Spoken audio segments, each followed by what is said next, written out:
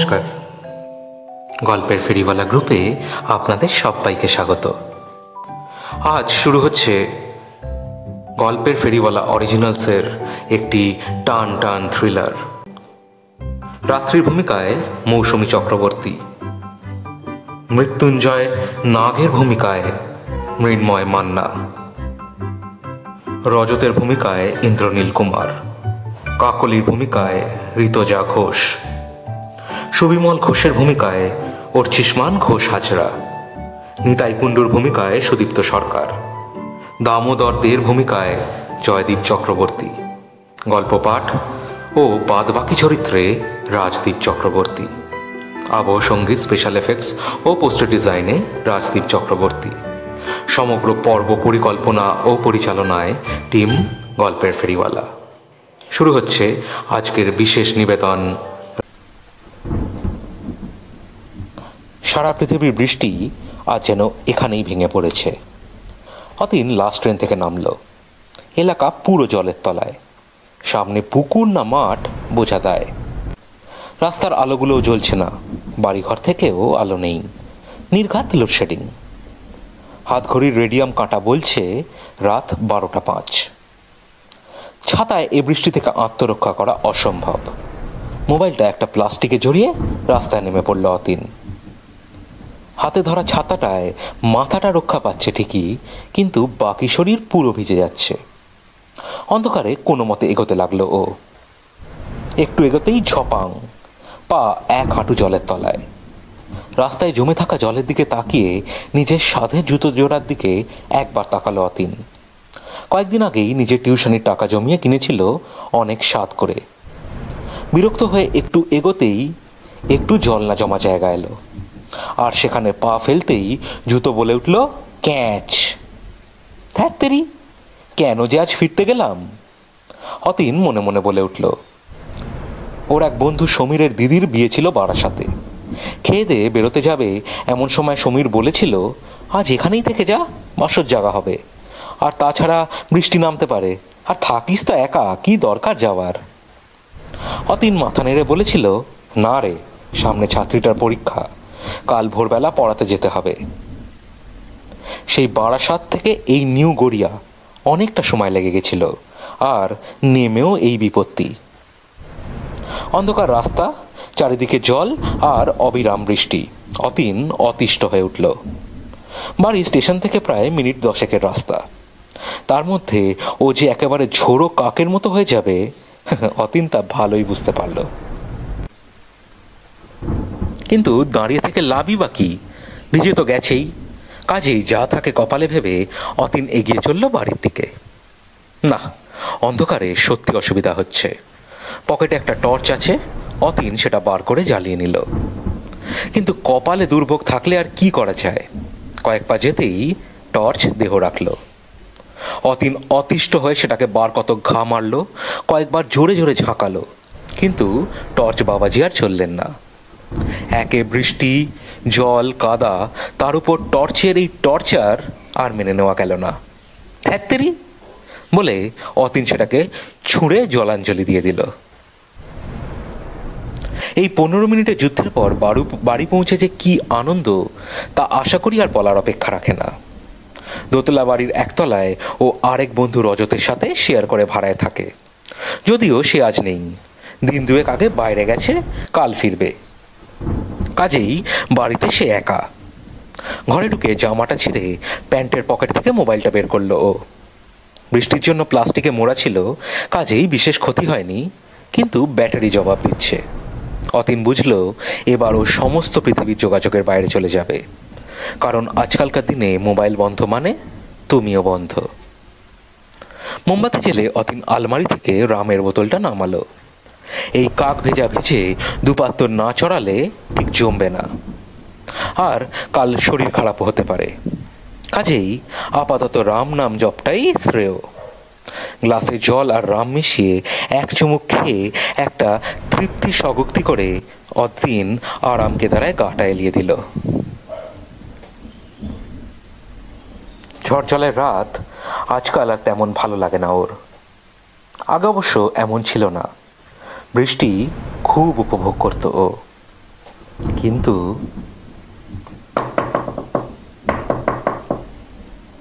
ভাবনায় ব্যাঘাত ঘটল ঠক ঠক শব্দে। অতীন ধড়মড় করে উঠে বসল। এত রাত্রে আবার কে দরজায় নক করছে, তাও আবার এই ঝড় জলের মধ্যে? কে? চেঁচিয়ে উঠল।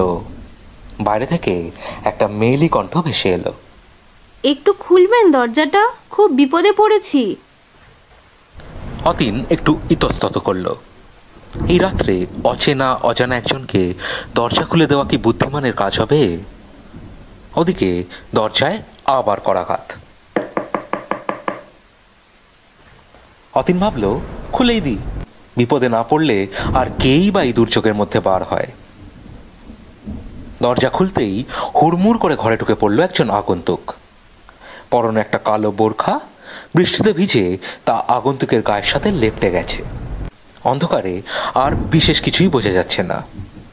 অতীন বলল, কে আপনি, কি চান? আগন্তুক জবাব দিল, আমি রাত্রি, চিনতে পারছো আমায়? রাত্রি? কে রাত্রি? আমি তো এই নামে কাউকে চিনি না। চেনো গো চেনো, একটু মনে করে দেখো।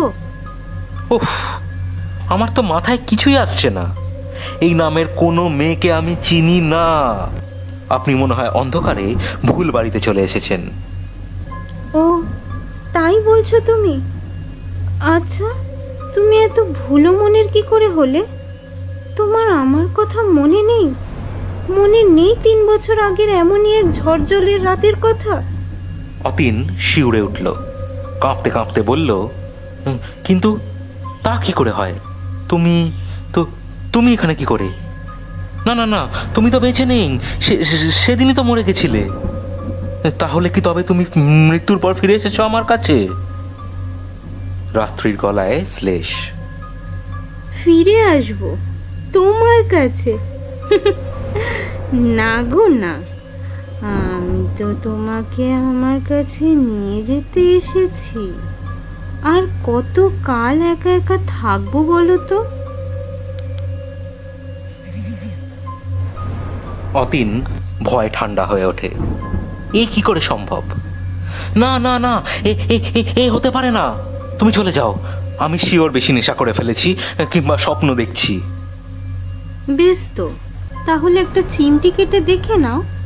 না না না না না, তুমি চলে যাও, চলে যাও, আমি কালই এখান থেকে চলে যাব। কাল কেন? আজকেই চলো আমার সাথে, আমার কাছে। অতীন আবার কিছু একটা বলতে গেল, কিন্তু পারল না। পেটে প্রচণ্ড ব্যথা লাগলো। হাত দিতেই বুঝলো বেশ বড় ধারালো ছুরি তার পেটে ঢুকে গেছে। কোনো মতে ও রাত্রির বোরখাটা চেপে ধরল, আর শুনতে পেল ভয়াল এক মেয়েলি অট্টহাসি। তারপর শুনতে পেল, চলো আমার সাথে, আমার কাছে। তারপর পর পর 4 বার ছুরিটা তার পেট চিরে দিল। অতীন মাটিতে লুটিয়ে পড়ল।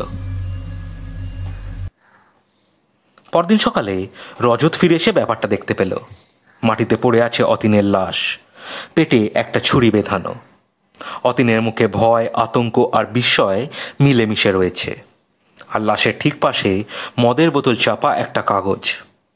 রজত সেটা তুলে দেখল, তাতে লেখা, চির সখা হে, ছেড়ো না মোরে ছেড়ো না, সংসার গহনে নির্ভয় নির্ভর, নির্জন স্বজনে সঙ্গে রহ, ইতি রাত্রি।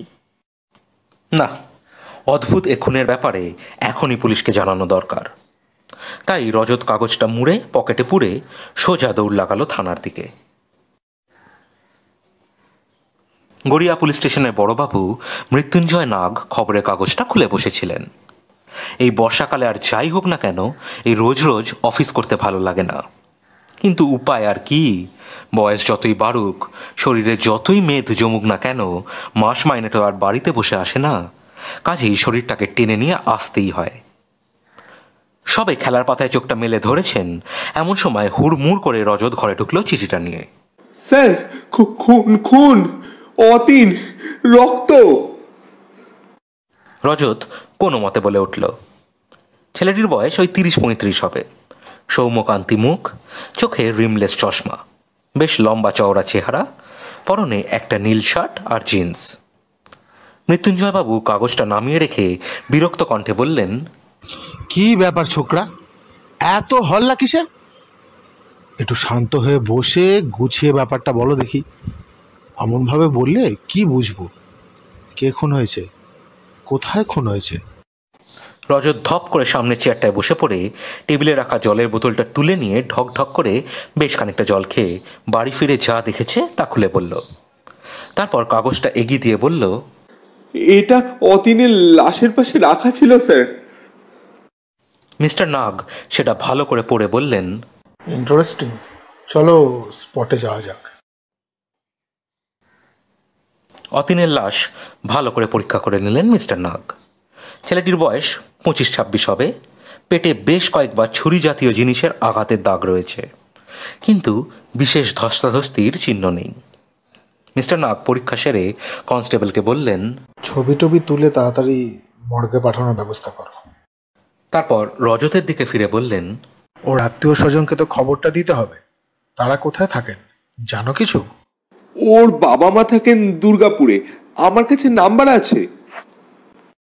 মিস্টার নাগ ফোন করে অতীনের পরিবারকে আসতে বলে দিয়ে রজতকে বললেন, চলো হে, এবার থানায় যাওয়া যাক, তোমাকে কিছু জিজ্ঞাসা আছে।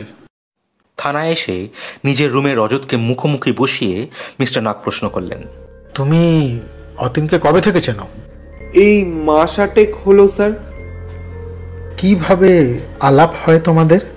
মেশবাড়িতেই আলাপ স্যার। অতীন ওখানে আগে থেকেই থাকতো, আমি মাস 8 আগে আসি। কোথা থেকে আর এখানে কেন এলে? আমার বাড়ি রাঁচিতে, এখানে এসেছি নেতাজি সুভাষ কলেজে পড়ানোর চাকরি পেয়ে। আর অতীন, সে এখানে কি করতো? স্যার ও ফটোগ্রাফি শিখতো Satyajit Ray film and television ইনস্টিটিউটে, তাছাড়া বেশ কটা টিউশনিও করতো। তোমার সাথে সম্পর্ক কেমন ছিল? শুরুর দিকে ও নিজেকে খুব গুটিয়ে রাখতো, বেশি কথা বলতো না। তারপর আস্তে আস্তে আমাদের অন্তরঙ্গতা বাড়ে, আমাকে নানা কথা শেয়ার করতো। তো এই রাত্রির ব্যাপারে কিছু বলেছিল? না স্যার, এই বিষয়ে কিছুই বলেনি। আচ্ছা, এই তুমি খুনের সময় কোথায় ছিলে? স্যার আমি 2 দিনের জন্য রাঁচি গেছিলাম, মায়ের শরীরটা ভালো যাচ্ছিল না, তাই একবার দেখে এলাম উইকেন্ডে। আচ্ছা, ঠিক আছে, আপাতত আর কোনো প্রশ্ন নেই। রজত চলে গেলে মিস্টার নাগ ভুরু কুঁচকে একটু চিন্তা করলেন। কবিতাটা দেখে মনে হচ্ছে এটা প্রেম ঘটিত ব্যাপার, কারণ চিরসখা হে বলে সম্বোধন করা হয়েছে। তার ফলে এটাও ধরে নেওয়া যায় যে রাত্রি হয়তো অতীনের প্রেমিকা। কিন্তু গত 8 মাসে না রজত তার নাম শুনেছে আর নাই দেখেছে, তাহলে অঙ্কটা মিলছে কি করে? কে এই রহস্যময়ী? অনেক ভেবেও কোনো কুল কিনারা হচ্ছে না। এমন সময় কনস্টেবল এসে খবর দিল অতীনের বাবা মা এসেছেন। মিস্টার নাগ তাঁদের ঘরে ডেকে পাঠালেন। ভদ্রলোক ভদ্রমহিলাকে দেখেই বোঝা যায় যে তারা মধ্যবিত্ত ঘরের লোক। ভদ্রলোক মিস্টার নাগকে দেখে কোনো মতে বলে উঠলেন, আমার নাম অনন্ত সাহা, অতীন আমার ছেলে। কি হয়ে গেল sir? Mrs Saha how how করে কেঁদে ফেললেন। মিস্টার নাগ জলের গ্লাসটা এগিয়ে দিয়ে বললেন, দেখুন, যা হয়ে গেছে তা তো আর কিছু করা যাবে না, কিন্তু চেষ্টা করতে হবে যাতে খুনি ধরা পড়ে। আচ্ছা, আমার কিছু প্রশ্ন আছে, করতে পারি? আপনি কি এখন জবাব দিতে পারবেন? মিস্টার সাহা রুমাল দিয়ে চোখ মুছে বললেন, বলুন, কি জানার আছে? যদি ছেলের খুনি ধরা পড়ে, সে চেষ্টা তো করতেই হবে। আচ্ছা বেশ, আপনার ছেলে কতদিন হলো কলকাতায় আছে? এই বছর 3 হলো। হঠাৎ এখানে চলে এলো কেন? মানে দুর্গাপুরে ও তেমন সুযোগ পাচ্ছিল না, আর তাছাড়া ওর ফটোগ্রাফির শখ অনেক দিনের, তাই এখানে ভালো জায়গায় শেখার সুযোগ পেল, আমরাও পাঠিয়ে দিলাম।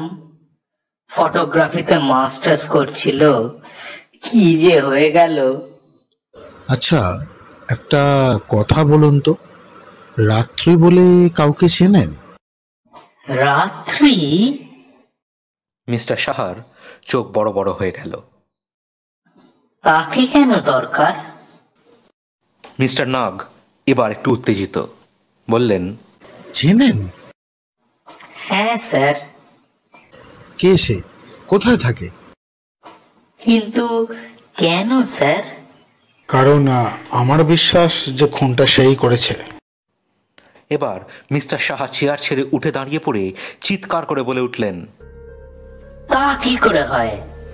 কি যাতা বলছেন আপনি? কেন বলুন তো? কারণ রাত্রি তো বেঁচে নেই। 3 বছর আগে সে মারা গেছে। সে কি? হ্যাঁ স্যার, রাত্রি বলে মেয়েটাকে আমার ছেলে খুব ভালোবাসতো, কিন্তু 3 বছর আগে এক ঝড় জলের রাতে সে মারা যায় একটা অ্যাক্সিডেন্টে। তারপরেই ছেলেটা কলকাতায় চলে আসে। অ্যাক্সিডেন্টটা কিভাবে হয়? একটা ট্রাককে পিষে দেয়। মনে হয় ঝড় জলের রাত্রে রাস্তা পার হতে গিয়ে ট্রাকটাকে খেয়াল করেনি। আপনি শিওর যে রাত্রি মারা গেছিল? 100 বার। ওর বডি ওর মা শনাক্ত করে হাতের আংটি আর জামা দেখে। ওদের বাড়ি রানীগঞ্জে, মেয়েটা দুর্গাপুরে পড়াশোনা করত। সেই থেকে আলাপ অতীনের সাথে। কিন্তু তার প্রেতাত্মায় সে অতীনকে মারবে? অতীনের মৃতদেহের পাশে একটা নোট পাওয়া গেছে, দেখুন। মিস্টার সাহা নোটটা পড়ে বললেন, হা কপাল, মেয়েটা প্রেতলোক থেকে এসে আমার ছেলেটাকে সঙ্গে নিয়ে গেল। হতে পারে, তাই জন্য ছেড়ো না, সংগ্রহ ইত্যাদি লেখা আছে। রবি ঠাকুরের পদ্য আর তার সাথে ভূত, কেস তো পুরো গুবলেট হয়ে গেছে। আচ্ছা, আপনি আসুন, কনস্টেবল আপনাদের মর্গে নিয়ে যাবে। মিস্টার সাহা চলে গেলে মাথায় হাত দিয়ে বসে পড়লেন মিস্টার নাগ। এও কি সম্ভব, তাও এই 21 শতাব্দীতে? তবে এমন অনেক কিছু আছে যা বিজ্ঞান ব্যাখ্যা করতে পারে না। তবে কি এটা তেমনই এক অলৌকিক কিছু? তবে তা ভেবে হাত গুটিয়ে বসে থাকলে তো হবে না। একটা খোঁজ করতে হবে যে রাত্রি আদেও মারা গেছিল নাকি সে বেঁচে আছে। সারা রাত ভাবনা চিন্তা করেই কেটে গেল। পরের দিকে একটু ঘুমোলেন মিস্টার নাগ। সকালে উঠে খবরের কাগজটা হাতে নিয়ে দেখলেন প্রথম পাতাতেই শিরোনাম, অলৌকিক ঘটনা, ভূতের হাতে খুন যুবক। খবরটা পড়ে বুঝলেন মিস্টার সাহা সাংবাদিকদের সব বলেছেন। আর এমন মশলাদার খবর কি আর কেউ ছাড়ে? মেজাজটা বিগড়ে গেল। রাগে দাঁত কিরমির করতে করতে তিনি থানায় পৌঁছলেন। দৈনন্দিন কাজে আর মন বসতে চাইল না। ফাইলপত্র নাড়াচাড়া করছেন, এমন সময় রজত এসে হাজির। বলল, স্যার, আপনি অনুমতি দিলে আমি ওই মেসটা ছেড়ে দিই। ওখানে থাকতে ভয় লাগছে স্যার। কাগজে যা লিখেছে তা যদি সত্যি হয়। না স্যার, আপনি আমায় বাঁচান। মিস্টার নাগ বিরক্ত হয়ে বললেন, তুমি বাপু ভয় পাচ্ছ কেন? তুমি তো আর রাত্রিকে চিনতে না। তো সে বেটা মানুষ বা ভূত যাই হোক, তোমার তো সে কোনো ক্ষতি করবে না। কাজেই কথা শেষ হলো না, টেলিফোনটা বেজে উঠল। মিস্টার নাগ সেটা কানে দিয়ে বললেন, হ্যালো, মিস্টার মৃত্যুঞ্জয় নাগের সাথে কথা বলতে পারি? বলুন। ও আচ্ছা, নমস্কার, আমি বেহালা থানা থেকে ইন্সপেক্টর সুবিমল ঘোষ বলছি। ওই ভুতুরে কেসটা তো আপনিই দেখছেন? হ্যাঁ, কিন্তু কেন বলুন তো? আর বলবেন না মশাই, কাল রাত্রে আমার এলাকাতে একটা খুন হয়েছে। আর খুনি কে জানেন? ওই রাত্রি। সে কি? আপনি কি করে জানলেন? কারণ এবারেও লাশের পাশে একটা চিরকুট পাওয়া গেছে, যাতে ওই মেয়েটির নাম লেখা একটা নোট আছে। আপনি কি একবার আসতে পারেন? অবশ্যই, আমি এক্ষুনি আসছি। ঠিকানাটা? মিস্টার ঘোষ ঠিকানাটা বলে দিলেন। ফোন নামিয়ে মিস্টার নাগ রজতকে বললেন, আবার একটা খুন, এবারও রাত্রি। চলো হে, তুমিও চলো আমার সাথে, যদি কোনো সাহায্য লাগো। রজত একটু অমত প্রকাশ করেছিল, কিন্তু মিস্টার নাগ শোনবার পাত্র নন। জায়গাটা বেহালা থানার কাছেই। একটা অ্যাপার্টমেন্টের 4 তলার ফ্ল্যাটে খুনটা হয়েছে। জায়গাটা পুলিশে ভর্তি। মিস্টার নাগ রজতকে নিয়ে সোজা ঘরে ঢুকে পড়লেন। মৃতদেহটা পড়ে আছে বাইরের ঘরে সোফার ওপর, গলাটা মসৃণভাবে কাটা। ছেলেটির বয়সও ওই অতীনের মতোই হবে। লাশের পাশেই দাঁড়িয়েছিলেন মিস্টার ঘোষ। এগিয়ে এসে বললেন, ভিকটিমের নাম সৌনক জানা, পেশায় চাকুরে, বেহালা স্টেট ব্যাংকে কাজ করত, এখানে একাই থাকতো। আর ওর ফ্যামিলি? ওর বাড়ি বর্ধমানে, বাবা মাকে খবর দেওয়া হয়েছে, চলে আসবেন। বেশ, আর সেই নোটটা দেখতে পারি? অবশ্যই। মিস্টার ঘোষ তাঁর শার্টের পকেট থেকে একটা কাগজ বের করে এগিয়ে দিলেন। তাতে লেখা, জলে ভিজে এনেছি যে বজ্রনীল বাজ, সে তোমার আজ, কাজ আমার, আজ তুমি ছুটি, ভাই ছুটি, বলো তো আমার সঙ্গে, এভাবে আমার সঙ্গে উড়ে, খুশি তুমি, খুশি বলো, খুশি। ইতি রাত্রি। মিস্টার নাগ কাগজটা ফেরত দিয়ে বললেন, ছুটি করে দেবার কথা বলছে, সঙ্গে বজ্র, বাজ ইত্যাদি, যার থেকে মনে হচ্ছে এই খুনটার পেছনে কোনো প্রতিহিংসা আছে। তবে কি রাত্রির মৃত্যুর পেছনে এই সৌনকের কোনো হাত আছে? তা তো জানি না মশাই, তবে ভূত প্রেতের কেস নিতে আমার আগ্রহ নেই। আপাতত আপনি এটা সামলান। আমি আজই ওপরওয়ালার কাছে আবেদন করব বদলির জন্য। না মশাই, আমার সব ভূত প্রেতে প্রচুর ভয়। শেষে ওনাদের ব্যাপারে হস্তক্ষেপ করছি বলে আমারই না গলা মটকায়। মিস্টার নাগ দীর্ঘশ্বাস ছেড়ে বললেন, জয় গোস্বামীর কবিতা দিয়ে নিজের বক্তব্য পেশ করে যে ভূত, আমি তার সাথে একবার দেখা করতে চাই মশাই। আপনি যাই বলুন, আমি এ তদন্ত ছাড়ছি না। আপনি অবশ্য আপনার সিদ্ধান্ত নিতে পারেন। মিস্টার ঘোষ সামান্য হেসে বললেন, আজই দরখাস্তটা করে দিই, বুঝলেন। মিস্টার নাগ এক রাশ দুশ্চিন্তা নিয়ে থানায় ফিরে এলেন। এই খুন দুটোর মধ্যে একমাত্র যোগসূত্র হল রাত্রি নামক মেয়েটি। নয়তো দুটো খুনের ক্ষেত্রে পদ্ধতি সম্পূর্ণ আলাদা, তাই নোট দুটো না পাওয়া গেলে বোঝাও যেত না যে দুটো খুন একই মানুষের করা। অবশ্য এই ক্ষেত্রে মানুষ বলাটা কতটা যুক্তিযুক্ত তাও বিবেচ্য, কারণ খুনি অর্থাৎ রাত্রির নাকি মৃত্যু হয়েছে আজ থেকে 3 বছর আগে একটা পথ দুর্ঘটনায়। এবার করণীয় কাজ হলো একটি, আর তা হলো দুর্গাপুর যাওয়া এবং সারে জমিনে তদন্ত করা যে রাত্রি সত্যিই মারা গেছিল নাকি এর পেছনে অন্য কোনো রহস্য আছে। টেলিফোনটা তুলে নিয়ে কমিশনারকে একটা ফোন লাগালেন মিস্টার নাগ। বললেন তার সন্দেহের কথা, তারপর বললেন, এখনই একবার দুর্গাপুর যেতে চাই স্যার, আপনার অনুমতি চাই, না হলে এই খুনিকে ধরা হয়তো অসম্ভব হয়ে পড়বে। কমিশনার সাহেব সব শুনে একটু চিন্তা করে বললেন, গো অ্যাহেড, আপনি এখনই দুর্গাপুর রওনা হয়ে যান, আর বাকি যা সাহায্য লাগবে তা ওখানে পুলিশ আপনাকে করবে, আমি বলে রাখছি। মিস্টার নাগ ধন্যবাদ জানিয়ে ফোন রেখে দিলেন। তারপর একটু বাদেই সরকারি গাড়িতে বেরিয়ে পড়লেন দুর্গাপুরের উদ্দেশ্যে। গাড়িতে উঠেই ড্রাইভারকে বললেন, হাতে সময় নেই, জলদি চালান। দুর্গাপুর পৌঁছতে বিকেল 5টা বেজে গেল।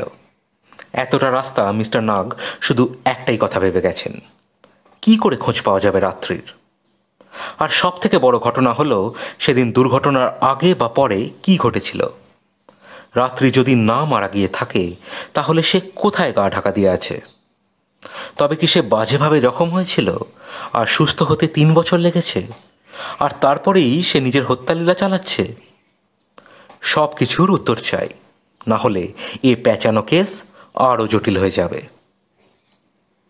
দুর্গাপুর পুলিশ স্টেশনের বড়বাবু দামোদর দে অপেক্ষা করেই বসেছিলেন। মিস্টার নাগ পৌঁছতেই বললেন, আসুন আসুন, আমি তো ফোন পেয়েই আপনার অপেক্ষায় ছিলাম। রাস্তায় অসুবিধা হয়নি তো?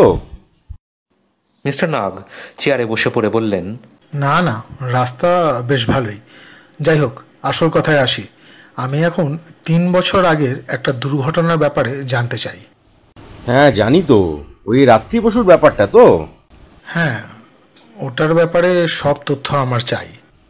দেখুন, তথ্য বলতে ব্যাপারটা হলো এরকম। রাত্রি এখানে একটা বেসরকারি কলেজে পড়াশোনা করত।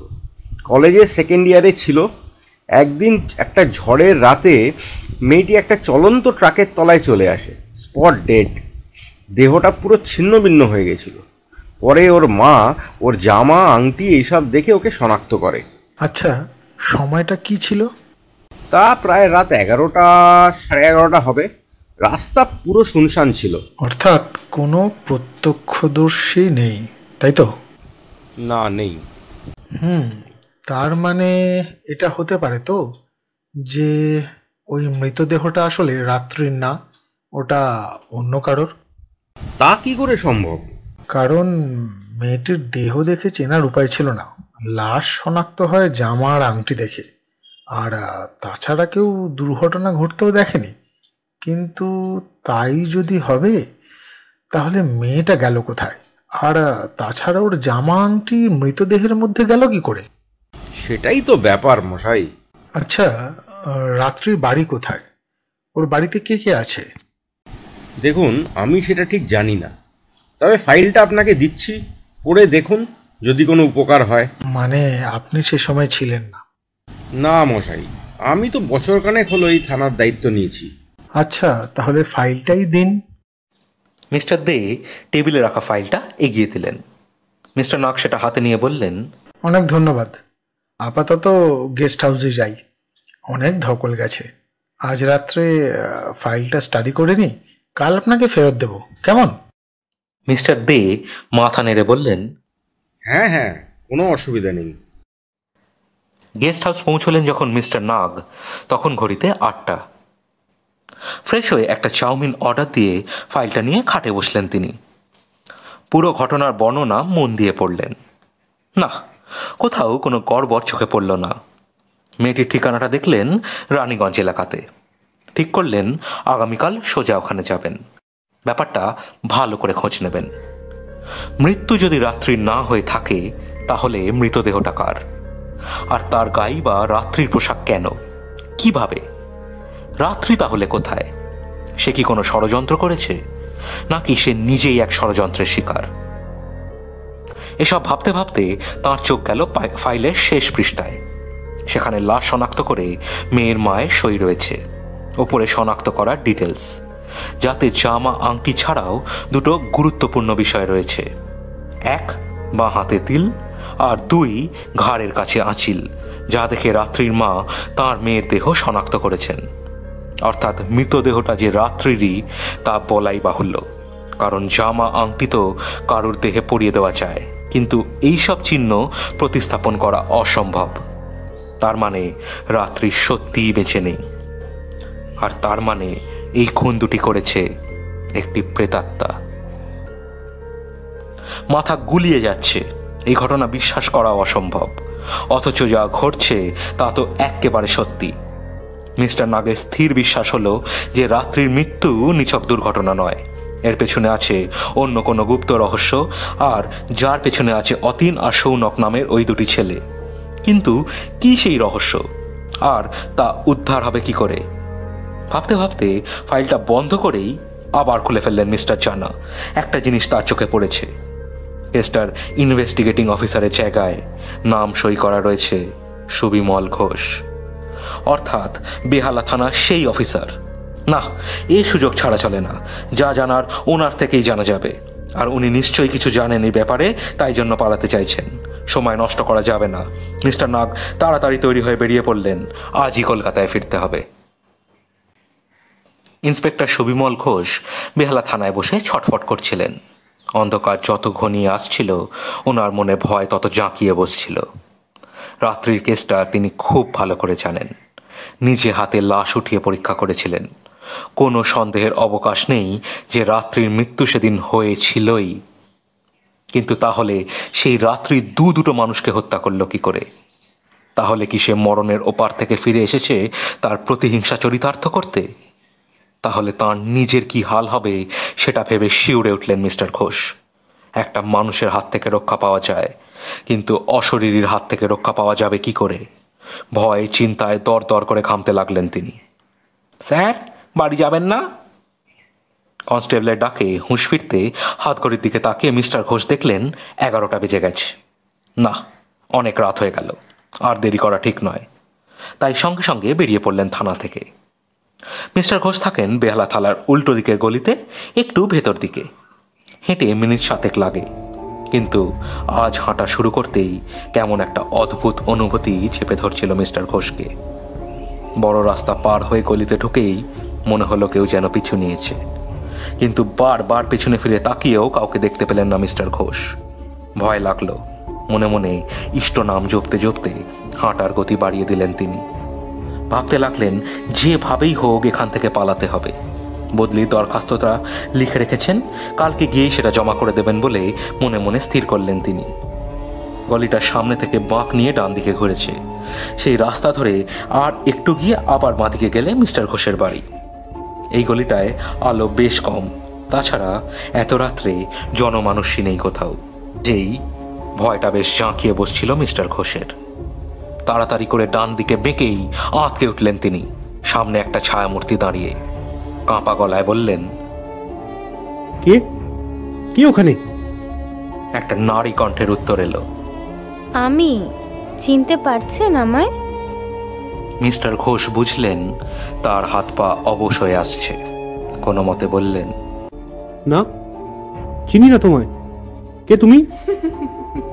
ছায়ামূর্তিটা খিলখিলিয়ে হেসে এগিয়ে এলো। মিস্টার ঘোষ দেখলেন বোরখা পরা একজন এগিয়ে আসছে, কিন্তু পায়ে জোর পেলেন না পালানোর। বোরখার ভেতর থেকে উত্তর এলো, আমি রাত্রি। মিস্টার ঘোষ বিদ্যুৎ পৃষ্ঠের মতো দাঁড়িয়ে রইলেন। মিনমিনে গলায় বললেন, রাত্রি? কি চাও তুমি? তুই বেঁচে আছো? কি মনে হয় আপনার? আমি তো নিজের হাতে তোমার লাশ পরীক্ষা করেছিলাম। আমি নিশ্চিত তুমি মৃত। বাহ, বেশ ভালো পুলিশ আপনি। পরীক্ষাতে কোনো ভুল নেই আপনার। আমি অবশ্যই মৃত। তবে এই কর্মক্ষমতা যদি সঠিক কাজে লাগাতেন তাহলে ভালো হতো।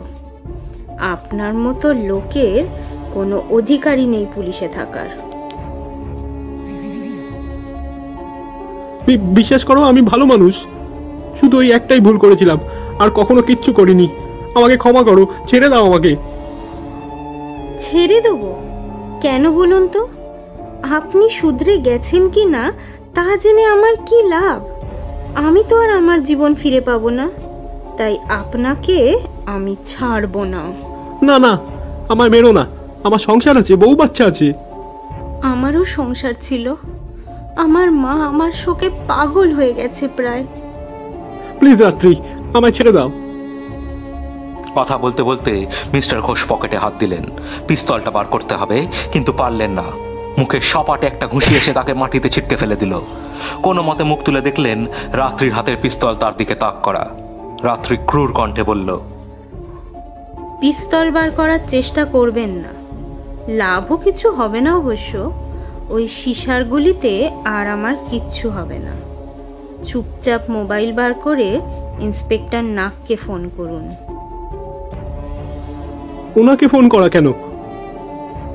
সেটা আপনার না জানলেও চলবে। মিস্টার ঘোষ আর কথা না বাড়িয়ে মিস্টার নাগকে ফোন করলেন। মিস্টার নাগ তখন হাইওয়েতে। মোবাইলটা বার করে তাতে মিস্টার ঘোষের কল দেখে চমকে উঠলেন তিনি। এত রাত্রে ফোন যখন, নিশ্চয়ই কিছু গন্ডগোল আছে মনে করে ফোনটা উঠিয়েই তিনি বললেন, বলুন মিস্টার ঘোষ, কি ব্যাপার? এত রাত্রে মানে সব ঠিক আছে তো? আমাকে বাঁচান, ও আমায় মেরে ফেলবে। কে মেরে ফেলবে? রাত্রি আমার সামনে দাঁড়িয়ে আছে, প্লিজ আমাকে বাঁচান। কিন্তু ও আপনাকে মারতে চায় কেন? সে অনেক বড় ঘটনা, সব খুলে বলবো, আগে প্লিজ আমায় বাঁচান। আপনি এখন কোথায়? আমি বাড়ির কাছে।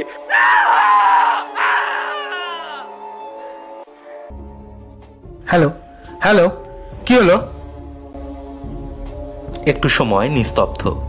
তারপর একটা ভয়াল নারী কণ্ঠ ভেসে এলো ফোনের অপর প্রান্ত থেকে, আর উনি হেলবেন না, খেল খতম। মিস্টার নাগ পুরো হতচকিত হয়ে উঠেছিলেন। নিজেকে সামলে উঠে বলে উঠলেন, কে আপনি? আমি রাত্রি। কি চাও তুমি? একের পর এক খুন করছো কেন তুমি? আমি আমার মৃত্যুর বদলা নিতে চাই। কাউকে ছাড়বো না আমি। মানে আরো লোক মারবে তুমি? হ্যাঁ, মারবো, সব কটাকে মারবো। আপনি ভালো মানুষ স্যার, পারলে আমাকে ন্যায় দেবেন। ন্যায় মানে কিসের ন্যায়? আমার মৃত্যুর সত্যিটা যেন সবাই জানতে পারে স্যার, তাহলেই আমি শান্তি পাবো। কি সত্যি? বলবো স্যার, আপনাকে সব বলবো। আপাতত রাখি, তবে আপনাকে সব জানাবো স্যার। আশা করি আপনি আমায় ন্যায় দেবেন। ফোনটা কেটে গেল। মিস্টার নাগ পুরো অথই জলে পড়লেন। রাত্রির মৃত্যু রহস্যটা জানাটাও এখন তার মানে গুরুত্বপূর্ণ হয়ে উঠল, কারণ এই খুনগুলোর পেছনে নিশ্চয়ই ওই রহস্যের কোনো যোগাযোগ আছে। এখন বার করতে হবে সেটা কি, আর সেই মৃত্যুর জন্য এই 3 জন বাদে আর কে বা কারা দায়ী। একমাত্র তাহলেই এই হত্যালীলা আটকানো সম্ভব। কিন্তু একজন প্রেতাত্মার থেকে বাকিদের বাঁচাবেন কি করে তা মিস্টার নাগের মাথায় এলো না। আর এটাও তো তিনি জানেন না রাত্রির পরবর্তী টার্গেটকে। মিস্টার নাগ কমিশনারকে ফোন করে ব্যাপারটা জানালেন আর বললেন যে তিনি কিছুক্ষণের মধ্যেই স্পটে পৌঁছচ্ছেন। ড্রাইভারকে বলাই ছিল সে কলকাতায় ঢুকে সোজা বেহালা পাড়ি দিল। থানায় একজন কনস্টেবল মিস্টার নাগের জন্য অপেক্ষা করে বসেছিলেন, কাজেই স্পটে পৌঁছতে কোনো অসুবিধা হলো না। ইন্সপেক্টর ঘোষের মৃতদেহটা পড়ে আছে গলির বাঁকের মুখেই। বুকে 2টো বুলেটের দাগ, চোখ মুখে প্রচণ্ড ভয়ের ছাপ। লাশের পাশে পড়ে আছে মোবাইলটা। মিস্টার নাগ রুমালে জড়িয়ে সেটা তুলে নিয়ে কনস্টেবলকে এগিয়ে দিয়ে বললেন, এটা এক্ষুনি ফরেন্সিকে পাঠান, আঙুলের ছাপ পরীক্ষা করতে বলুন। মিস্টার ঘোষ ছাড়া আর কার হাতে ছাপ পাওয়া যায় সেটা জানা দরকার। আর পিস্তলে নিশ্চয়ই সাইলেন্সার লাগানো ছিল, সেই জন্যই কোনো আওয়াজ হয়নি। কনস্টেবলটি চলে গেলে মিস্টার নাগ ভালো করে লাশ পরীক্ষা করলেন। মুখে একটা কালশিটের দাগ থেকে বোঝা যাচ্ছে আততায়ী তাকে আঘাত করেছিল। তবে আর তেমন উল্লেখযোগ্য কিছু চোখে পড়ল না। উঠতে যাচ্ছেন এমন সময় তাঁর চোখ পড়ল লাশের শার্টের বুক পকেটে। একটা কাগজ উঁকি মারছে সেখান থেকে। তাড়াতাড়ি সেটা খুলে নিয়ে দেখলেন মিস্টার নাগ। তাতে লেখা, যার নিয়ে অভ্যাস আঙুল ছড়ানোই থাকে তার। আঙুলের মাথায় এক একটা হীরের মুকুট পড়বে বলে মনে মনে প্রার্থনা করে সে 500 আঙুল। ইতি রাত্রি। কাগজটা ভাঁজ করে নিজের পকেটে ঢুকিয়ে নিলেন মিস্টার নাগ। একজন কনস্টেবল পাশে দাঁড়িয়ে সেটা পড়ছিলেন। তিনি প্রশ্ন করলেন, এটার মানে কি স্যার? এটা রাত্রি কি লিখেছে? মিস্টার নাগ বললেন, এই চিরকুটের লেখা দেখে এটা মনে হচ্ছে যে মিস্টার ঘোষ নিশ্চয়ই ঘুষ নিয়ে কিছু একটা অপকর্ম করেছিলেন, আর সেটা অবশ্যই রাত্রির মৃত্যুর সাথে জড়িত। এখন সব কিছুর উত্তর পাওয়া যেতে পারে একমাত্র রানীগঞ্জে, অর্থাৎ রাত্রির বাড়িতে। কালকেই যেতে হবে, সময় নেই। আর এটা অবশ্যই রাত্রির নিজের লেখা নয়, এটা তসলিমা নাসরিনের একটা বিখ্যাত কবিতার লাইন। কবিতার নাম মাটি। অনেক কাজ। রাত্রির মৃত্যুর রহস্যটা উন্মোচন করতেই হবে, আর এই কবিতাগুলো থেকে কি বলতে চাইছে রাত্রি সেটাও বার করতে হবে। কারণ আমি যেটা ভাবছি সেটা নাও হতে পারে। কালকেই সকালে আমি সোজা রানীগঞ্জ রওনা দিচ্ছি, দেখা যাক কি তথ্য বার করা যায়। পরের দিন সকাল হতেই মিস্টার নাগ রানীগঞ্জের উদ্দেশ্যে রওনা দিলেন। এই রহস্যের চাবিকাঠি যদি কিছু থাকে তা ওখানেই পাওয়া যাবে, এটা তাঁর নিশ্চিত বিশ্বাস। আর তাছাড়া রাত্রি তাকে একটা দায়িত্ব দিয়েছে, তার মৃত্যুর কারণ আবিষ্কার করে তাকে ন্যায় দেওয়ার। কাজেই একটা নৈতিক কর্তব্যও আছে। তবে এখন তো তাকে মানতেই হবে যে ভূত বলে তাহলে সত্যিই কিছু আছে, আর প্রতিহিংসা চরিতার্থ করতে সে এসেছে। ফাইল থেকে রাত্রির বাড়ির ঠিকানাটা নিয়ে এসেছিলেন মিস্টার নাগ। রাত্রির বাড়ি রানীগঞ্জ হাই স্কুলের কাছে 5 নম্বর ওয়ার্ডে। ওখানে পৌঁছে অবশ্য মিস্টার নাগ প্রচণ্ড হতাশ হলেন। বাড়ি তালাবন্ধ। সামনে গিয়ে তালাটা হাতে নিয়ে ভালো করে নেড়েচেড়ে পরীক্ষা করে বুঝলেন বাড়িটা বেশ কিছু সময় ধরে তালাবন্ধ, কারণ তালাটায় ব্যবহারের অভাবে জং ধরেছে। কি করছেন মশাই? চুরি টুরি মতলব নাকি? একটা ভারী গলার আওয়াজে চমকে উঠে মিস্টার নাগ পেছন ফিরে দেখলেন একজন প্রৌঢ় ভদ্রলোক তাঁর দিকে অবাক চোখে তাকিয়ে রয়েছেন। ভদ্রলোকের বয়স 60-এর মতন হবে। মাথার চুল কাঁচা পাকা, সারা মুখে বসন্তের দাগ, পরনে একটা গেঞ্জি আর লুঙ্গি। ভদ্রলোক আবার সেই বাঁচখাই গলায় বলে উঠলেন, কি চাই? মিস্টার নাগ এগিয়ে এসে নিজের পরিচয় জানিয়ে বললেন, আপনি? ভদ্রলোকের গলার স্বর নিমেষের মধ্যে পাল্টে গিয়ে বেশ মিনমিনে হয়ে গেল। বললেন, দেখুন দেখিনি কাণ্ড, আপনি পুলিশ আর আমি কিনা আপনাকে? ছি ছি ছি, কি কাণ্ড! আমাকে মাফ করবেন স্যার, না বুঝে করে ফেলেছি। ঠিক আছে, হতেই পারে। এবার বলুন তো আপনি কে? আগে অদমের নাম নিতাই কুণ্ডু, এই সামনের বাড়িতে থাকি। ও, তা রাত্রেকে চিনতেন নিশ্চয়ই? হ্যাঁ হ্যাঁ, চিনবো না? পাড়ার মেয়ে, কি ভালো মেয়ে ছিল। আমাদের ওকে নিয়ে কত আশা ছিল, হঠাৎ করে যে কি হয়ে গেল, মেয়েটা চলে গেল। আচ্ছা, কোথাও বসা যায় কি? আমার কিছু কথা জানার আছে আপনার কাছ থেকে।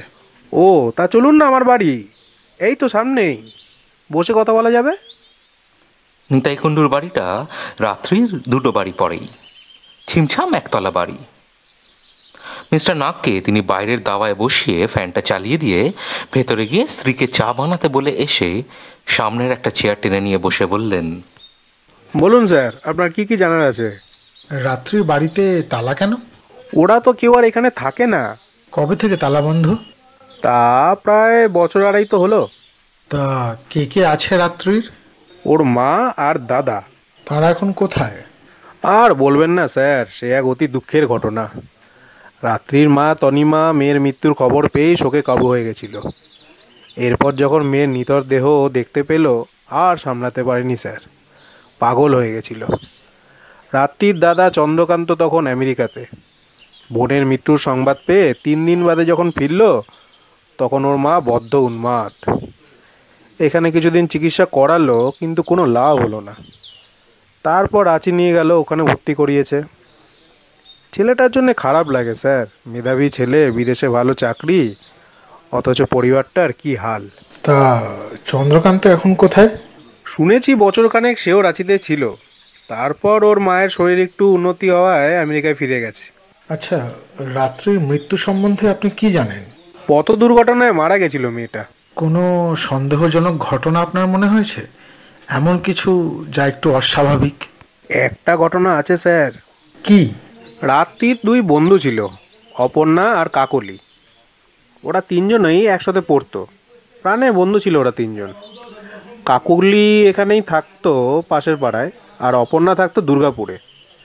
তবে রাত্রির সঙ্গে বেশ কয়েকবার এসেছিল। রাত্রির মৃত্যুর পর থেকে জানেন, কাকলি কোনো খোঁজ নেই।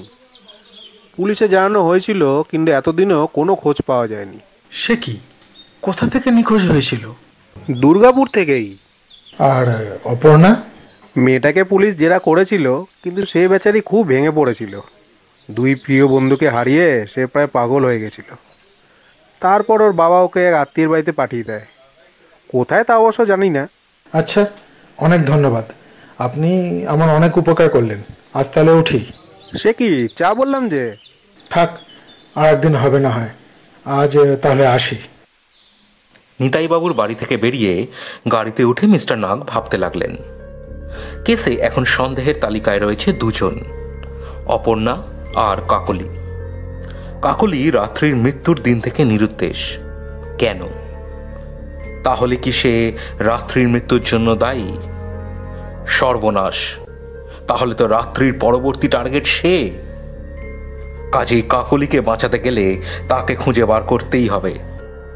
আর অপর্ণা, সে তার প্রিয় বন্ধুর মৃত্যুর প্রতিশোধ নিতে রাত্রি সেজে খুন করছে না তো, নাকি কাকলি রাত্রি সেজে খুন করছে?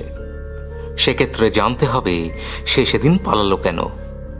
সবার আগে অবশ্য 2টো কাজ করতে হবে। কাকলি আর অপর্ণাকে খুঁজে বার করতে হবে, আবার একটা খুন হয়ে যাওয়ার আগে। কারণ তিনি বার করার আগে যদি রাত্রি বার করে ফেলে, তাহলে নির্ঘাত খুনের সংখ্যা বাড়বে। কারণ মিস্টার নাগের মন বলছে পরবর্তী টার্গেট কাকলি। ড্রাইভারকে নির্দেশ দিলেন মিস্টার নাগ, দুর্গাপুর চলো। অপর্ণার বাড়ি যেতে হবে। থানায় ফোন করে অপর্ণার বাড়ির ঠিকানাটা নিয়ে নিলেন মিস্টার নাগ। এই কেসে জড়িত একমাত্র লোক যার সাথে কথা বলা যেতে পারে, যে এই কেসের পর্দা তুলতে পারে। রাত্রির কি হয়েছিল সেদিন, কাকলি কোথায় গায়েব হয়ে গেছে, এইসব বিষয়ে সেই একমাত্র বলতে পারে। কাজেই তার বাড়ি গিয়ে খোঁজ নেওয়াটা খুবই জরুরি।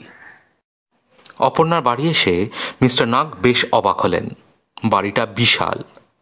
3 তলা বাড়িটাকে দেখেই বোঝা যাচ্ছে অপর্ণাদের অবস্থা বেশ ভালো। মিস্টার নাগ বেল বাজাতে একজন চাকর এসে দরজা খুলে দিল। মিস্টার নাগ নিজের পরিচয় দিয়ে বললেন, অপর্ণা আছে? চাকরটা মাথা নেড়ে বলল, না বাবু, দিদিমণি তো কলকাতায়। ওর বাবা মা কেউ আছেন? হ্যাঁ বাবু, মানে দিদিমণির বাবা আছেন। ডেকে দাও। আসুন। চাকর মিস্টার নাগকে ভেতরে একটা সোফায় বসিয়ে মনিপকে ডাকতে চলে গেল। একটু বাদে এক মাঝবয়সী ভদ্রলোক ঘরে এসে বললেন, বলুন, আমি অশোক সেন, অপর্ণার বাবা। ভদ্রলোকের বয়স 50-এর কাছাকাছি। পরন একটা দামি হাউসকোট, মুখে একটা সিগার জ্বলছে। মিস্টার নাগ উঠে দাঁড়িয়ে বললেন, নমস্কার, আমি মৃত্যুঞ্জয় নাগ, কলকাতা পুলিশে চাকরি করি। একটা খুনের ব্যাপারে তদন্ত করতে এসেছি, আর সেই বিষয়ে কয়েকটা প্রশ্ন করতে চাই। মিস্টার সেন হাতের ইশারায় ওনাকে বসতে বলে নিজে সামনের সোফায় বসে পড়ে বললেন, খুন? কে খুন হলো, আর তার সাথে আমার কি সম্পর্ক? সম্পর্ক আপনার নয়, আপনার মেয়ের। মানে? খুন হয়েছে 3 জন, অতীন, সৌনক আর বেহালা থানার ওসি সুবিমল ঘোষ। তবে সবথেকে আশ্চর্যের ঘটনা হলো এই খুনগুলো নাকি করেছে রাত্রি। কি বলছেন? রাত্রি? কিন্তু সে তো মারা গেছে। হ্যাঁ, মারা গেছে। আর সেখানেই তো গোলমাল, কারণ প্রত্যেক ভিকটিমের কাছে চিরকুটে সে তার নাম লিখে রেখে গেছে। কিন্তু এ তো অসম্ভব, আষাঢ়ে গল্প। ভূত খুন করেছে। হাসালেন মশাই, আপনার তো পুলিশ না হয়ে ওঝা হওয়া উচিত ছিল। আমার নিজের বিশ্বাস, রাত্রি প্রেতাত্মাই খুন করছে না, করছে ওর খুব কাছের কেউ। আচ্ছা, আপনার মেয়ে তো শুনলাম ওর শোকে পাগল হয়ে গেছিল। সে কথা আর বলবেন না মশাই। মেয়েটাকে অপর্ণা খুব ভালোবাসত। ওর মৃত্যুর পর মাঝে মধ্যেই কেঁদে উঠত বা চিৎকার করে বলতো রাত্রি মরেনি। আমি আর এখানে রাখিনি, কলকাতায় আমার ভাইয়ের ওখানে পাঠিয়ে দিয়েছি। তারপর আস্তে আস্তে ও ঠিক হয়েছে। আর আমি যদি বলি ও ঠিক হয়নি? মানে কি বলতে চান আপনি? আমার মতে অপর্ণা একজন সাইকো কিলার হয়ে উঠেছে। এটাও আমার বিশ্বাস যে রাত্রির মৃত্যু নিছক দুর্ঘটনা নয়, ওকে খুন করা হয়েছিল। আর সেই ঘটনায় ওই 3 জন কোনো না কোনোভাবে যুক্ত। তাই অপর্ণা বন্ধুর মৃত্যুর বদলা নিচ্ছে। মনে হয় আর একটা খুন করা ওর বাকি আছে, আর সেটা হলো ওদের আর এক বন্ধু কাকলি। তবে সেই খুনটাও করতে পারবে না, তার আগেই ওকে আটকাতে হবে। কি যাতা বলছেন? এমন হতেই পারে না। সে আমি ঠিক বার করে নেব, আপনি ঠিকানাটা দিন। মিস্টার সেন আরও কিছু বলতে যাচ্ছিলেন, কিন্তু মিস্টার নাগ উঠে দাঁড়িয়ে বললেন, আর সময় নষ্ট করবেন না, তাড়াতাড়ি বলুন, না হলে অনর্থ হয়ে যাবে। ঠিকানা নিয়ে হন্তদন্ত হয়ে বেরিয়ে মিস্টার নাগ লালবাজারে ফোন করে বললেন, এক্ষুনি সল্টলেক ইবি ব্লকে ফোর্স পাঠান, বাড়ির নম্বর 27। অপর্ণা সেন নামক মেয়েটি ওখানেই থাকবে, অবিলম্বে গ্রেপ্তার করুন, আমি আসছি। গাড়িতে উঠে ড্রাইভারকে নির্দেশ দিলেন মিস্টার নাগ। সোজা সল্টলেক যাবে, কুইক। গাড়ি হু হু করে এগিয়ে চলেছে। মিস্টার নাগ টেনশনে ছটফট করছেন। অপর্ণাকে ধরতে পারলে কেসটা অনেকটা খুলে আসবে, কারণ তার স্থির বিশ্বাস ভূত নয়, এ কেসে খুনি রক্ত মাংসের মানুষ, আর সেটা অপর্ণা। আর ওকে ধরতে পারলেই রাত্রির মৃত্যু রহস্য আর কাকলির অন্তর্ধান রহস্যেরও সমাধান হবে। হয়তো কাকলিকে বাঁচানোও যাবে। গাড়ি যখন মাঝ রাস্তায়, তখন মোবাইল বেজে উঠল। মিস্টার নাগ কম্পিত হাতে সেটা কানে দিলেন। টেনশনে বুকের দামামা পাচ্ছে। হ্যালো, আমি সল্টলেক থানার বড়বাবু বলছি। হ্যাঁ বলুন, পেলেন অপর্ণাকে? পাখি ফুরুত। সে কি পালিয়েছে? না মশাই, পালায়নি, খুন হয়েছে। সে কি? হ্যাঁ, মাথায় ব্লান্ট ইনস্ট্রুমেন্ট দিয়ে আঘাত করা হয়েছে। মনে হচ্ছে কাল রাতেই ঘটেছে। মেয়েটা একাই ছিল বাড়িতে, ওর কাকা ব্যবসার কাছে বাইরে গেছিল। এবার কি কোনো নোট পাওয়া গেছে? হ্যাঁ, নোট আছে, ফ্রম রাত্রি। উফ, আমি আসছি। ফোনটা রেখে মাথায় হাত দিলেন মিস্টার নাগ। সব হিসেব উল্টে গেল। অপর্ণাকে তিনি অন্যতম সন্দেহভাজন ভাবছিলেন, আর সেই কিনা রাত্রির হাতে খুন হয়ে গেল। কিন্তু ও তো ছিল রাত্রির প্রিয়তম বন্ধু, যে কিনা রাত্রির শোকে পাগল হতে বসেছিল। তাহলে ওকে কেন মরতে হলো? কি আছে এই রহস্যে? কিভাবে কিনারা হবে এর? ব্যাপারটা ক্রমাগত আরও জটিল হয়ে উঠছে। মিস্টার নাগ প্রচণ্ড বিরক্ত হলেন নিজের ওপর। একটা ক্লু পাওয়া যাচ্ছে না। তাহলে কি সত্যি রাত্রি খুনগুলো করছে, নাকি কাকলি? এখন তো সন্দেহটা তার ওপরেই পড়ছে।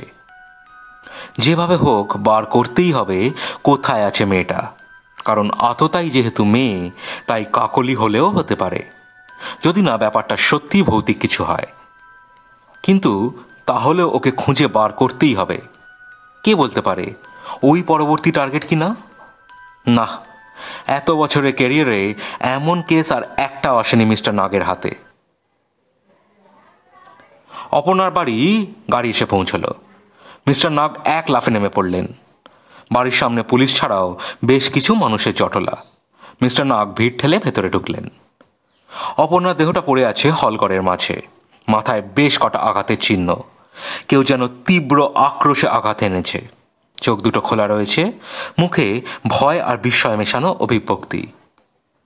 সল্টলেক থানার বড়বাবু মিস্টার পাল এসে বললেন, আপনিই তো মিস্টার নাগ, এই কেসগুলো তদন্তের ভার নিয়েছেন?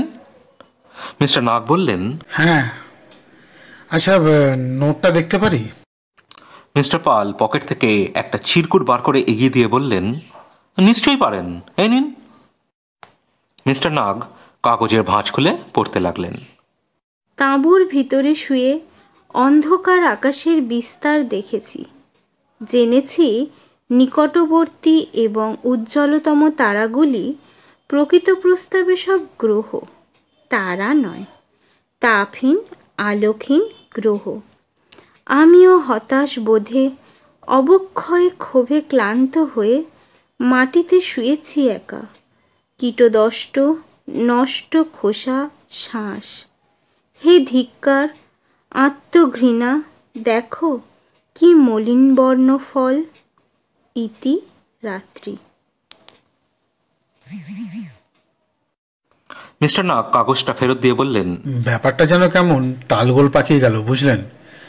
লেখাটা দেখে এটাই মনে হচ্ছে যে অপর্ণাকে রাত্রি প্রকৃত বন্ধু ভাবলেও পরে বুঝেছে যে সে প্রকৃত বন্ধু নয়, তাই এই লেখাটা দিয়েছে। তবে রাত্রির সাহিত্য চর্চা আছে বলতে হবে। এবারে বিনয় মজুমদারের কবিতা। মিস্টার পাল বললেন, তা আপনারও তো কম সাহিত্য চর্চা নেই মশাই, একবার পড়েই বলে দিলেন কার লেখা। মিস্টার নাগ হেসে বললেন, বাংলায় এমএ করেছিলাম মশাই, তারপরে পুলিশে যোগ দেওয়ার ইচ্ছা হলো, তবে সাহিত্য চর্চাটা ছাড়িনি। যাই হোক, আমি এখন চলি, খুব ক্লান্ত লাগছে। একজনকে খুঁজে বার করতে হবে, তাই একটু রেস্ট নিই, কাল আবার কাজে লেগে পড়ব। ঘটনা যেভাবে এগোচ্ছে তাতে একটা বিহিত না করলে তাঁর এবং গোটা পুলিশ বাহিনীর যে একটা লজ্জা হতে চলেছে তা বেশ বুঝতে পারছিলেন মিস্টার নাগ। কারণ মিডিয়া পুরো উঠে পড়ে লেগেছে এই ঘটনা নিয়ে। কমিশনার সাহেব জানিয়েছেন, আর এক সপ্তাহের মধ্যে এই কেসের রহস্যভেদ না করতে পারলে কেস সিবিআইয়ের হাতে চলে যাবে। কাজেই হাতে আর বেশি সময় নেই। কাকলির বাবা মাকে তিনি নিজে গিয়ে জেরা করে এসেছেন। তাঁরা জানিয়েছেন যে মেয়ের কোনো খোঁজ তারা পাননি, পুলিশও খুঁজে পায়নি কাকলিকে। অনেক খোঁজে তারা এখন হাল ছেড়ে দিয়েছেন। এটা মনে করেছেন যে নিশ্চয়ই তাদের মেয়েরও বড় কোনো ক্ষতি হয়েছে। মিস্টার নাগ অবশ্য এটা মেনে নিতে পারছেন না।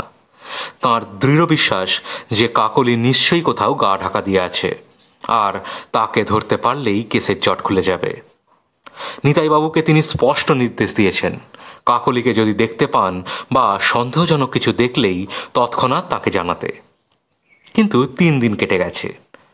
তিনি রোজ একবার করে ফোন করেছেন, কিন্তু কোনো খবর পাননি। রাঁচির পাগলা গারদেও খোঁজ নিয়েছেন। রাত্রির মা মিসেস বসু সেখানে এখনও চিকিৎসাধীন, তাঁর অবস্থার বিশেষ উন্নতি হয়নি, কাজেই তাঁকে সন্দেহের তালিকায় রাখা যাবে না। এখন প্রশ্ন হলো, খুনগুলো যদি অন্য কেউ করে তাহলে রাত্রির নাম নিয়ে করছে কেন? আর রাত্রি যদি করে তাহলে কিভাবে? সত্যিই কি প্রেতাত্মার কাজ? আর সেটা হলে তাকে ধরা পৃথিবীর কোনো পুলিশেরই অসাধ্য।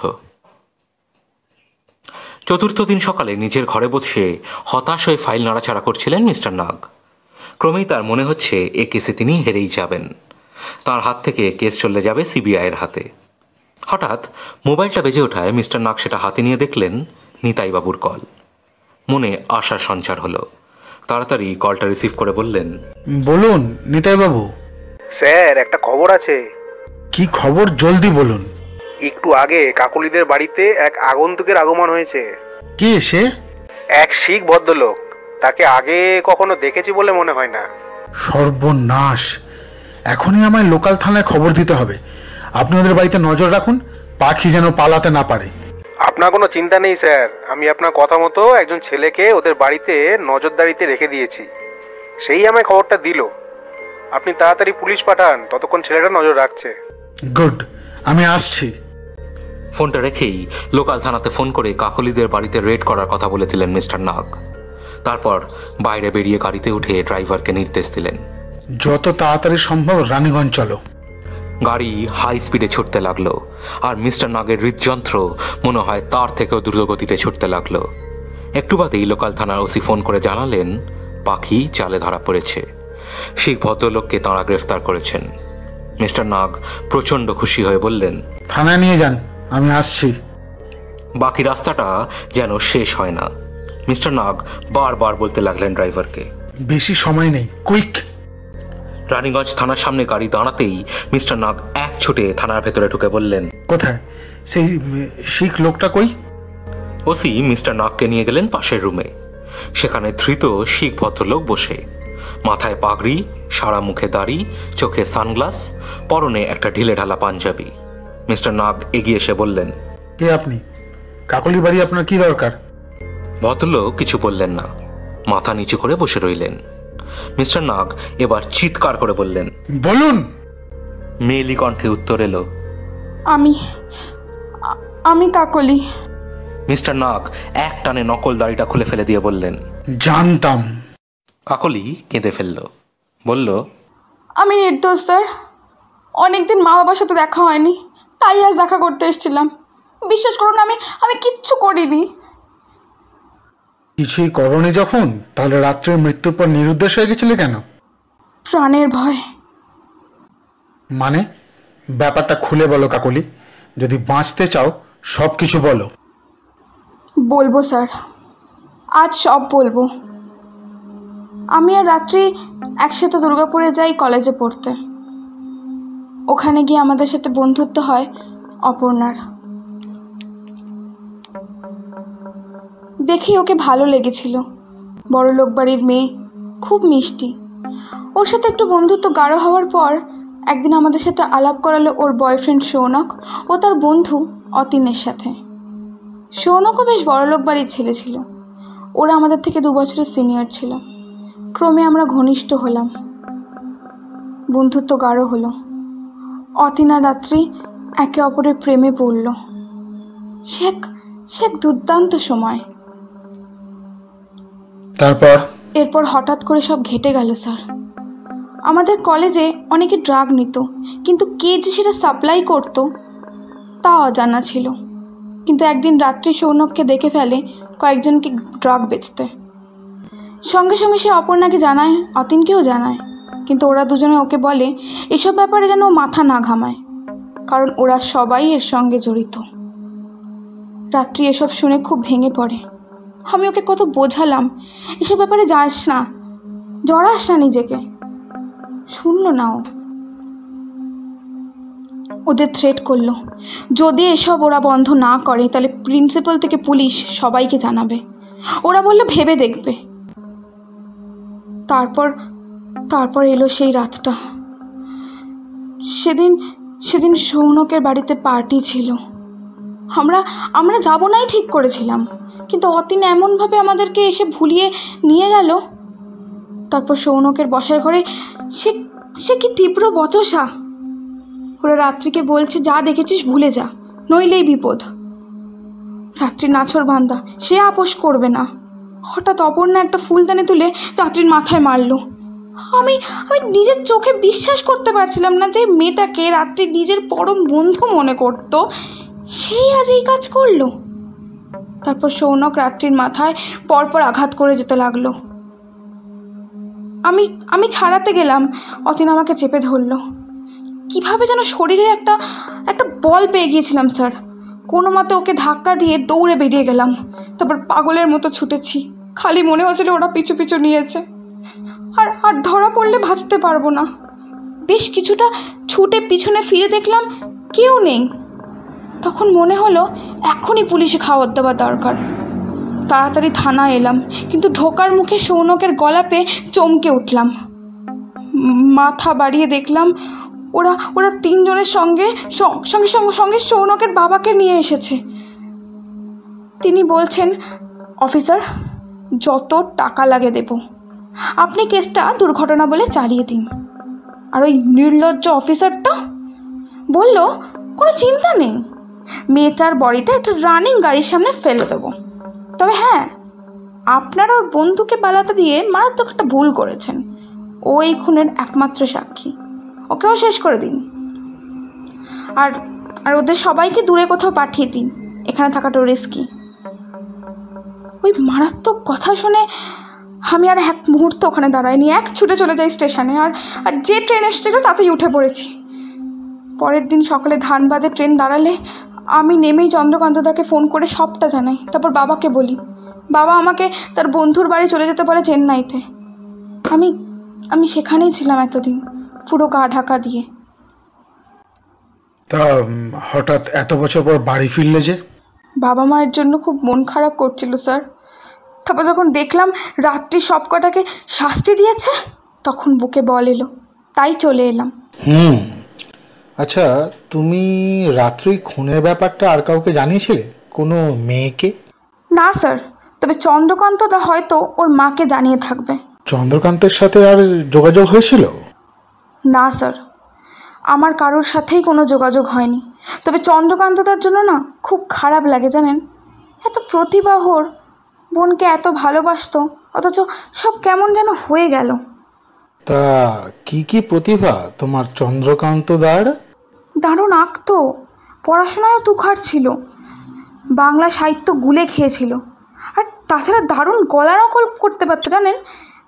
বিশেষ করে আমার আর রাত্রির গলা তো একেবারে হুবহু কপি করতো। মিস্টার নাগ এই কথা শুনে এক লাফে চেয়ার ছেড়ে উঠে দাঁড়ালেন। বললেন, কি বললে? গলা নকল করতো? সর্বনাশ!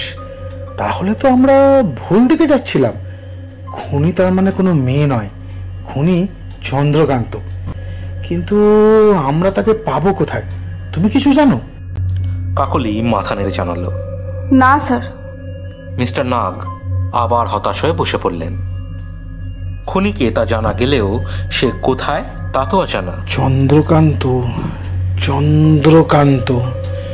কোথায় সে? বলে হঠাৎ লাফ দিয়ে উঠে বললেন, পেয়েছি। খুনি খুব চালাক, সে প্রতি পদে নিজের অস্তিত্বের প্রমাণ দিয়ে গেছে, আর আমরা ধরতেই পারিনি। উফ, কি বোকা আমি। মানে কোথায় চন্দ্রকান্তদা? কলকাতায়। কিন্তু তুমি যে বললে সব অপরাধী মারা গেছে, কিন্তু তা কি করে হয়? সবাই তো মারা গেছে স্যার, আর তো কেউ নেই। না, তাহলে তো হিসাব মিলছে না। আর একটা খুন হলে অঙ্কটা মিলবে, তবে সেটা আটকাতে হবে। তুমি আমাদের সাথে চলো, চন্দ্রকান্তকে শনাক্ত করতে হবে। কলকাতায় ফোন করে কিছু নির্দেশ দিয়ে মিস্টার নাগ বললেন, চলো, সময় খুব কম, এখনই কলকাতায় যেতে হবে। গাড়ি দ্রুত গতিতে এগিয়ে চলল কলকাতার দিকে। মিস্টার নাগের চোখে মুখে চাপা উত্তেজনা। কেসের অন্তিম পর্বে যে এমন একটা চমক অপেক্ষা করেছিল তা তিনি ভাবেননি। কাকলি বলল, কি বুঝলেন স্যার, বলুন না। এখনই কিছু বলবো না, আগে পৌঁছাই তারপর। বাকি রাস্তা কেউ কিচ্ছু বলেনি। একটা দুর্দান্ত ক্লাইম্যাক্সের দিকে এগিয়ে চলেছে সবাই। একটু বাদে মিস্টার নাগের মোবাইল বেজে উঠল। তিনি কানে দিয়ে বললেন, হ্যালো। বাহ, বাড়িতেই আছে? খুব ভালো, নজরে রাখো, আর পালাতে গেলেই গ্রেপ্তার করো, আমি আসছি। গাড়ি যখন নিউ গড়িয়ায় অতীনের মেস বাড়ির সামনে দাঁড়ালো তখন সন্ধে হয়ে গেছে। বাড়ির সামনে অনেক পুলিশ। মিস্টার নাগ গাড়ি থেকে নামতে কনস্টেবল এসে বলল, বাড়িতেই আছে স্যার, আমরা কড়া নজর রেখেছি। মিস্টার নাগ হাসি মুখে বললেন, গুড। দরজা বন্ধ ছিল। মিস্টার নাগ সেটা আঘাত করে বললেন, রজত, বেরিয়ে এসো, সারা বাড়ি পুলিশ ঘিরে ফেলেছে, তুমি পালাতে পারবে না, এখনই বেরো। কিন্তু দরজা খুলল না। মিস্টার নাগ প্রবল আক্রোশে 3-4 বার দরজায় আঘাত করলেন। তারপর বললেন, না বেরোলে কিন্তু দরজা ভেঙে ফেলবো। তবে দরজা ভাঙতে হলো না। রজত দরজা খুলে হাসি মুখে বলল, আসুন স্যার, ভেতরে বসা যাক। এ কি চন্দ্রকান্ত দা, তুমি এখানে? কাকলি চেঁচিয়ে উঠল। মিস্টার নাগ ভেতরে ঢুকে বললেন, হ্যাঁ, ইনি নাটের গুরু। তা আপনি ধরলেন কি করে স্যার? যখন কাকুলি তোমার গলা নকল করার প্রতিভার কথা বলল তখনই বুঝে গেছিলাম তুমিই খুনি। কিন্তু তোমাকে কোথায় পাবো চিন্তা করছি যখন হঠাৎ মাথায় এলো তোমার নামটা চন্দ্রকান্ত, যার মানে চাঁদ নয়, যার মানে হলো রূপো। তখন মনে পড়লো রূপোর আর এক নাম রজত। তবে শুধু তাই নয়, আরও একটা ব্যাপার আছে। তুমি প্রতিটা খুনের সাথে তোমার উপস্থিতি জানান দিয়েছ। 4টে খুনে যে চিরকুটগুলো পাওয়া গেছিল তাতে কবিদের নাম হলো যথাক্রমে রবীন্দ্রনাথ, জয় গোস্বামী, তসলিমা নাসরিন ও বিনয় মজুমদার। সবার নামের প্রথম শব্দটা নিলে দাঁড়ায় রজতব, অর্থাৎ রজত আর বসুর ব। কাজেই ধরা পড়ে গেলে। আপনার মতো পুলিশ অফিসার যদি থাকতো স্যার, তাহলে আমার বোনটা ন্যায় পেত, আর যারা ওকে খুন করলো তাদের শাস্তি আইন দিত। কিন্তু আইন যা পারেনি তা করতে হলো আমাকে। আমি ভারতে ফিরে এলাম যখন, তখন ওরা সবাই পালিয়েছে। অনেক খোঁজ করেছি জানেন, কোথাও পাইনি। এমনকি ওই পুলিশ অফিসারটাও বদলি হয়ে গেছিল। তাই নিজের প্রতিহিংসাটা নিভিয়ে মাকে নিয়ে রাঁচি গেলাম। ওখানে 1.5 বছর ছিলাম। আমার যা সঞ্চয় সব খরচা করেছি, কিন্তু মাকে সুস্থ করতে পারিনি। এদিকে টাকা পয়সার অভাব দেখা দিল। মায়ের চিকিৎসা করানোর জন্য আমার তখন টাকার দরকার। এরপর কলেজের চাকরিটা পেয়ে চলে এলাম। আর দেখুন কি ভাগ্য, এখানে এসেই অতীনের দেখা পেলাম। ফেসবুকে সৌজন্যে ওদের সবার মুখ আমার জানা ছিল। মনে হয়েছিল প্রথম দিনই ওকে শেষ করি, কিন্তু তারপরে ভাবলাম তাহলে তো বাকিরা বেঁচে যাবে। কাজেই ওর সঙ্গে বন্ধুত্ব করলাম, আস্তে আস্তে ওর বিশ্বাস অর্জন করলাম। এরপর ওর থেকে কথা বার করা শুরু করলাম।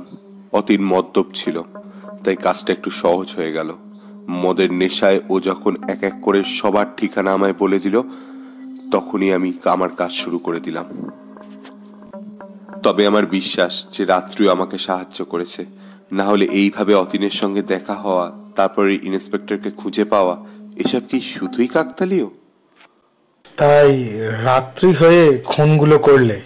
না স্যার, আমি চেয়েছিলাম ওই শয়তানগুলো মরার আগে এটা জানুক যে ওদের পাপের শাস্তি রাত্রিই দিল। এবার কথা বলল কাকলি।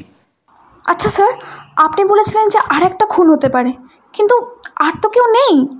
হিসেব তো তাই বলে, কারণ রজতব অবধি হয়েছে যখন, তখন শটা তো বাদ গেছে। কিন্তু আর একজন কি আদৌ আছে? চন্দ্রকান্ত? চন্দ্রকান্ত ঈষৎ হেসে উঠল। তারপর বলল, আছে স্যার, অবশ্যই আছে। সবাই দেখল ওর কথাগুলো কেমন জড়িয়ে যাচ্ছে। মিস্টার নাগ বললেন, কে সে? আমি। হ্যাঁ স্যার, আমি। আমাকে রাত্রি আগেই জানিয়েছিল যে ও এমন একটা ব্যাপারে ফেঁসে গেছে। তো আমি ওকে বলেছিলাম যে ওসব কিছু না, তুই পড়াশোনায় মন দে। কিন্তু তা না করে যদি আমি তখনই চলে আসতাম, তাহলে আমার বোনটাকে এভাবে মরতে হতো না। এসব তুমি কি বলছো? ঠিক বলেছি স্যার, আমি জানতাম আপনি আমায় ধরে ফেলবেন, তাই ঠিক করেই রেখেছিলাম যেদিন ধরা পড়ব কবিতার শেষ অঙ্কটাও মিলিয়ে দেব। বলেই চন্দ্রকান্ত ঢলে পড়ল, মুখ দিয়ে গ্যাঁচলা বেরোতে লাগলো। মিস্টার নাগ বললেন, এটা তুমি কি করলে? বিষ খেলে? চন্দ্রকান্ত অল্প হেসে নিজের ডান হাতটা বাড়িয়ে দিল। মিস্টার নাগ দেখলেন তাতে একটা চিরকুট। হাত থেকে সেটা নিতেই চন্দ্রকান্ত চোখ বুঝল। কাকলি হাউ হাউ করে কেঁদে ফেলল। মিস্টার নাগ মাথা নিচু করে একটু বসে থেকে তারপর উঠে দাঁড়িয়ে চিরকুটটা খুললেন। তাতে লেখা, হে মহামানব, আর এ কাব্য নয়, এবার কঠিন কঠোর গদ্য আনো। পদলালিত্য ঝঙ্কার মুছে যাক, গদ্যের কড়া হাতুড়িকে আজ হানো। প্রয়োজন নেই কবিতা স্নিগ্ধতা, কবিতা তোমায় দিলাম আজকে ছুটি, ইতি রাত্রি। মিস্টার নাগ কাগজটা মুড়ে পকেটে ঢুকিয়ে দীর্ঘশ্বাস ছেড়ে বললেন, সুকান্ত। কবিতার সঙ্গে সঙ্গে নিজেকেও ছুটি দিয়ে দিল ছেলেটা, আর ধাঁধাটাও সম্পূর্ণ করে দিল। একটা দারুণ প্রতিভার কি নিদারুণ পরিণতি।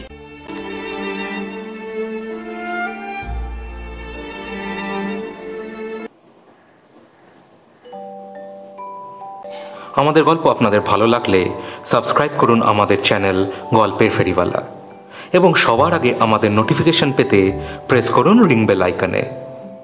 আর অবশ্যই আপনাদের মতামত আমাদের জানান এই গল্পের কমেন্ট সেকশনে। ভিডিওটিকে দয়া করে লাইক করবেন। আমাদের পরবর্তী নিবেদন নিয়ে আমরা হাজির হব আগামী সপ্তাহে। আজ গল্প পাঠে ছিল মৌসুমী, মৃন্ময়, ইন্দ্রনীল, ঋতজা, অর্চিষ্মান, সুদীপ্ত, জয়দীপ ও আমি রাজদীপ। সবাই ভালো থাকবেন, সুস্থ থাকবেন, আর অবসর সময় অতি অবশ্যই শুনতে থাকবেন গল্পের ফেরিওয়ালা গ্রুপের নানান অডিও স্টোরিজ। ধন্যবাদ।